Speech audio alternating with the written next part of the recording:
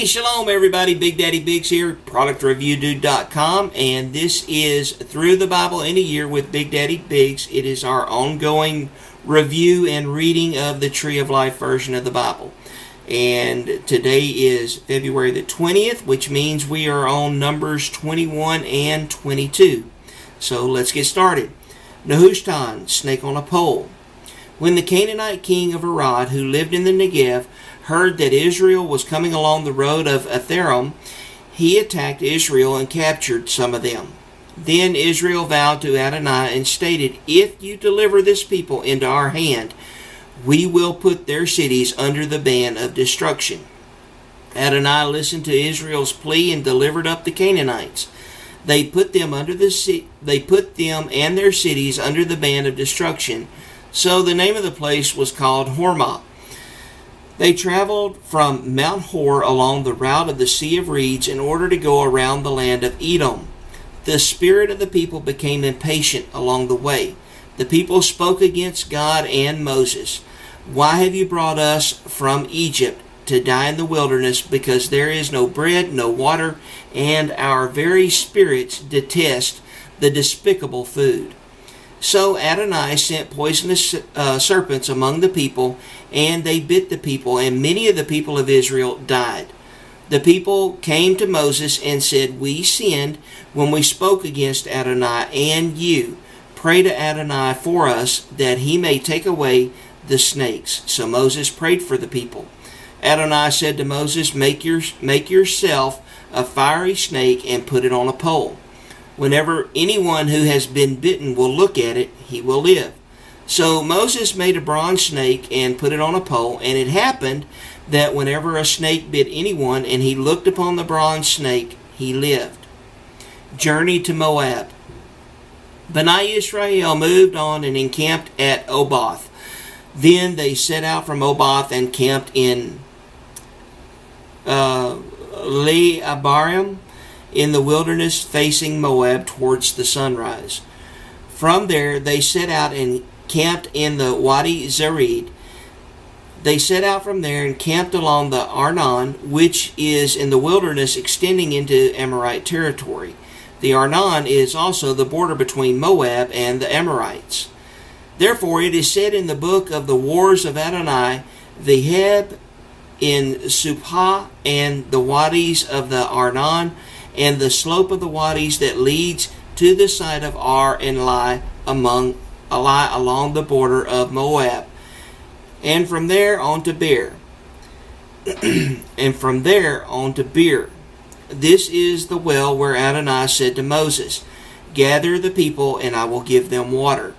Then Israel sang this song, "Spring up, O well, sing about it. The well the princes dug, that the nobles of the people sank with their scepter and their staffs." From the wilderness they went on to Mattanah. From Mattanah they went on to Nahaliel, and from Nahaliel to Bamoth, and from Bamoth to the valley in the field of Moab, where the peak of Pisgah overlooks the wasteland. Defeat of Sihon and Og. Israel sent messengers to King Sihon of the Amorites, saying, "Permit us to pass through your land. We will not turn aside into the field or vineyard, nor drink water from the wells. We will travel on the king's highway until we will have passed through your territory." But Sihon would not let Israel pass through his territory. Instead, Sihon called out his entire army and marched out into the desert to oppose Israel. When he came to Jahaz, he fought against Israel. But Israel struck him by the sword's edge and conquered his land from Arnon to Jabbok, as far as the Amorites, because the border of the sons of Ammon was fortified. Israel conquered all these cities and occupied all the Amorite cities, Heshbon and its own towns. Heshbon was the city of King Sihon of the Amorites, who had fought with the former king of Moab and had taken from his control all of the land as far as Arnon. Therefore the poets say, "Come to Heshbon, let her be rebuilt. Let the city of Sihon be restored. For fire went out from Heshbon, a blaze from the city of Sihon. It consumed Ar of Moab, the masters of Arnon's heights. Woe to you, O Moab! You have been destroyed, people of Chemosh. He has given up his sons as refugees and his daughters as captives of Sihon, king of the Amorites. But he overthrew them. Heshbon as far as Dibon is destroyed. We have demolished them as far as Nopah, up to Medeba. So Israel was living in the land of the Amorites. After Moses sent spies to Jazer, they captured her towns and drove out the Amorites who were there. Then they turned and went up the road to Bashan. Og, king of Bashan, went out to confront them, and he and all his people in battle at Edrei. Adonai said to Moses, Do not fear him. I have given him with all of his people and his land into your hand. You are to do to him just as you did to Sihon, the Amorite king, who was living in Heshbon. So they struck him and his sons and his entire family and his entire army until no survivor was left to him, and they possessed his land. Numbers chapter 22. A donkey rebukes Balaam. Then Bani Israel set out and camped in the plains of Moab alongside the Jordan across from Jericho. When Balak son of Zippor realized all that Bani Israel had done to the Amorites, Moab became terrified because they were so many people. Moab was filled with dread because of Bani Israel.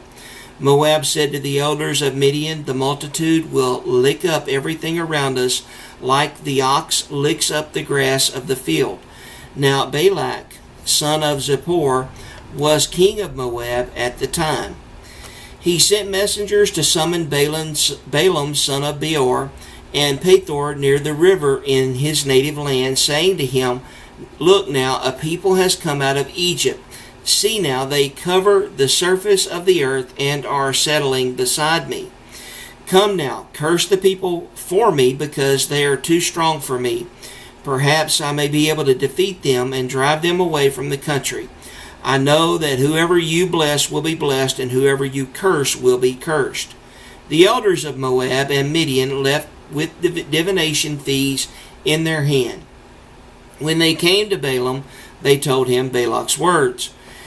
He said to them, Spend the night here. I will give you an answer just as Adonai speaks to me. So the officials of Moab stayed with Balaam. God came to Balaam and said, Who are these men with you? Balaam said to God, Balak, son of Zippor, king of Moab, sent word to me. See, the people coming out of Egypt cover the surface of the land. Come now, curse them for me. Perhaps I will be able to fight against them and drive them away. God said to Balaam, Do not go with them. Do not curse them, for they are blessed. So Balaam got up in the morning and said to the officials of Balak, Go back to your country, for Adonai has refused to let me go with you. So the Moabite officials got up, went back to Balak, and said, Balaam refused to come with us. Balak again sent other dignitaries, more numerous and honored than the previous ones. They also came to Balaam and said to him, Thus says Balak, son of Zippor, Please let nothing keep you from coming to me. I will richly reward you, and everything you tell me I will do. Just come now and curse this people for me. But Balaam answered Balak's servants, Even if Balak gave me his house full of silver and gold, I cannot cross beyond the mouth of Adonai my God to do anything small or great. But now you may spend the night here too. Then I may find out anything else Adonai may say to me. God came to Balaam by night and said to him, Since the men came to you to summon you, arise and go with them. However, only the word I tell you, you are to do. So Balaam got up in the morning, saddled his donkey, and went with the Moabite princes. But the anger of God burned because he was going. the angel of Adonai stood in the road to oppose him. He was riding on his donkey, and 2 of his servants with him. When the donkey saw the angel of Adonai standing in the road with his drawn sword in his hand, the donkey turned off the road and went into the field. So Balaam beat the donkey to get her back on the road. Then the angel of Adonai stood in the narrow path between the 2 vineyards with a wall on this side and a wall on that side. When the donkey saw the angel of Adonai, she pressed against the wall, crushing Balaam's foot against the wall. So Balaam continued beating her. The angel again moved. He stood in a narrow place where there was no room to turn left or right. When the donkey saw the angel of Adonai, she lay down under Balaam. Balaam was very angry and beat the donkey with his staff. Then Adonai opened the donkey's mouth and said to Balaam, "What have I done that you have beaten me these 3 times?" Balaam said to the donkey, "Because you've made a fool of me. If I had a sword in my hand, I would kill you now." The donkey said to Balaam, "Am I not your donkey which you have ridden as always to this day? Have I ever been in the habit of doing this to you?" "No," he said. Then Adonai opened Balaam's eyes, and he saw the angel of Adonai standing in the road with his drawn sword in his hand, so he fell on his face. The angel of Adonai said to him, "Why have you beaten your donkey these 3 times? Behold, I came as an adversary, because your way before me is a reckless one. The donkey saw me and turned away from me these 3 times. If she had not turned away from me, by now I would have killed you indeed, but let her live." Balaam said to the angel of Adonai, "I have sinned, for I did not know that you were standing in the road to oppose me. Now, if this is displeasing in your eyes, I will go back home."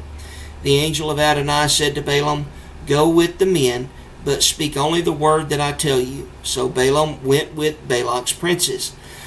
When Balak heard that Balaam had come, he went out to greet him at the Moabite city on the border of the Arnon, the frontier of the territory. Balak said to Balaam, "Didn't I send you an urgent summons? Why didn't you come to me? Am I really unable to reward you?" "Look, I have come to you now," Balaam said to Balak. "Can I just say anything? I must speak only the message which God puts into my mouth." Then Balaam went with Balak and to Kiriath Huzoth. Balak sacrificed cattle and sheep and sent some to Balaam and the princes who were with him. In the morning Balak took Balaam with him to Bamoth Baal, and from there he saw part of the people. I hope this has blessed you. I hope you have a good day. I want you to know that God loves you, and I love you too. See you next time.